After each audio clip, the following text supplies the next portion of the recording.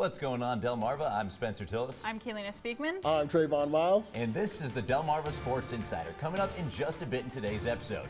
It was the annual Blue vs. White Senior All-Star Game for girls lacrosse in Delaware. Some of the top athletes in the state laced them up for one final time. And the Purdue Chicks faced off against the State Line Strutters in some Eastern Shore League baseball action. And today is the day you put them up. We are counting them down, the top 10 plays of the spring season, plus a couple more on the way. And the spring sports season is officially in the books right now for our high school teams. We got a couple All-Star games left to get to, but I mean, what a year and what a way to cap it off. Yes. A couple more state title teams, Yes. a couple good runs, historic things. We got a lot to get into this show, but we got to start with the All-Star games we had last week. Boys lacrosse, Blue vs. White Senior All-Star game over in Delaware. And a lot of future athletes and future college athletes taking the field. White team down early, but they would go on a scoring run. Caesar Rodney's Brian Lefevre right there on the attack. Gets inside and gets the unassisted one to go. Blue team now looking for the answer. St. Elizabeth's Joseph Caro with a shot, but Polytech's Nate Fairbanks is there to get the save.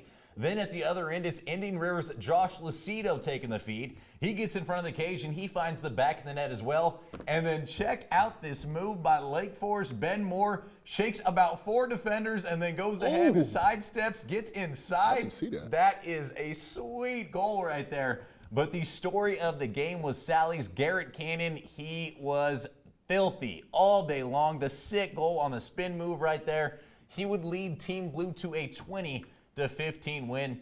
And I tell you what, that goal by Moore was nasty. We got to see that a lot. We're going to possibly see a little bit more of those little sidestep moves playing football next year at Wesley. And I love these All-Star games because, I mean, you kind of put the competitive side a little bit, in the back front. You got to try all those things that in practice you always kind of goof off with your teammates. You never get a chance to do out there. And it was fun to go there. But the story of the game, I mean, I tell you, Cannon, we didn't get to see this guy too often because he's from up north, but he came out, he had the bright lights going on, he put on a show, had a bunch of sick goals in that entire thing. It was fun to see. He showed out, and what a great event out there. All right, well, let's take it to the girls' side now as the Blue White Henlopen Senior All-Star for the girls' team all the way up in Dover. And Smyrna's Madeline Price gets things started a little bit for the Blue team right here. She's going to go ahead and take this one in for a nice finish right here. Then just a little bit after that, she's going to be looking for another one. And then you'll see right here, she's denied by Caesar Rodney's Caitlin Longest.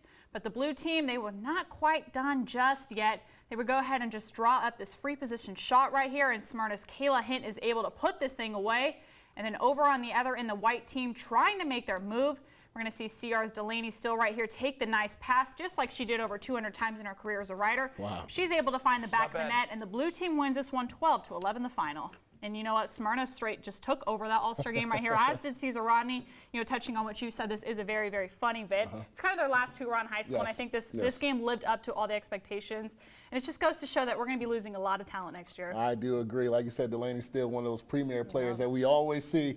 Always happen when we come back with our highlights. Who do we see in the highlights? She's always there. These certain people. First of all, DIAA, get it together, though, on one case here. Who schedules a senior all-star game for lacrosse on the same day as graduation for Polytech and for Kate?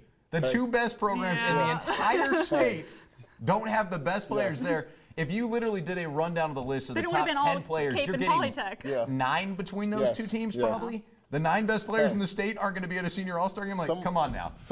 Pull it together. Somebody might have planned that one. I'm just saying. I think so. All right, guys. Now the high school season is over. We are transitioning to some local happenings.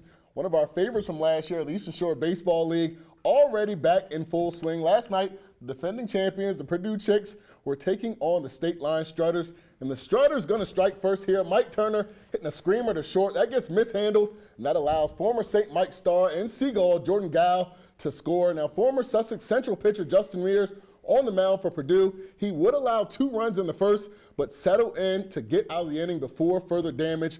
Purdue, with bats in their hands now, chance to put up some runs. Former Sussex Tech pitcher Cole Hearn gets the strikeout to get out of the jam. State Line back up to bat with runners on. Little bloop to short center. Think he's going to drop in. Demarius Gooch with a great diving catch. He is a Cape grad right there, but Big Mike Turner, there's a reason why this guy was drafted by the Angels back in 2010. He's a St. Michael's grad, deep sack fly, scores Brandon McCabe. Strutters win this one big, 10-0 the final. I tell you what, we saw the dominance that Purdue showed last year. We had them on the show a couple times.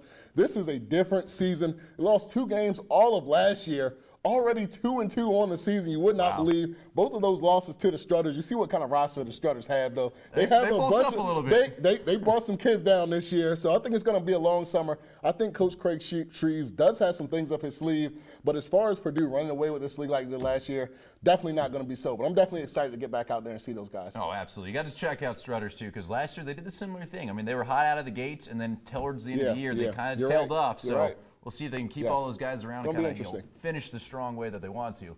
Well, from the Chicks to the Birds, we'll go ahead and take things over to the Shorebirds. They were actually making a late push towards the playoffs. They had a little bit of a home stretch right now, taking on the BlueClaws last night in Game 2 of that series.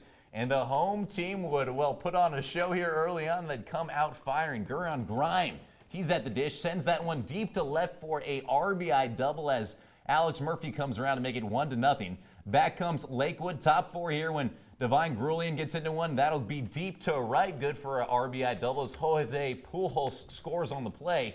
BlueClaws still pushing. Carlos Duran this time lifts it deep to center as Jan Hernandez tags up and scores. Still in the 4th. Man, they had a big 4th inning. This time it's Divine Biter as he hits one into short. That throw to first is off the line. That allows Grulian to score.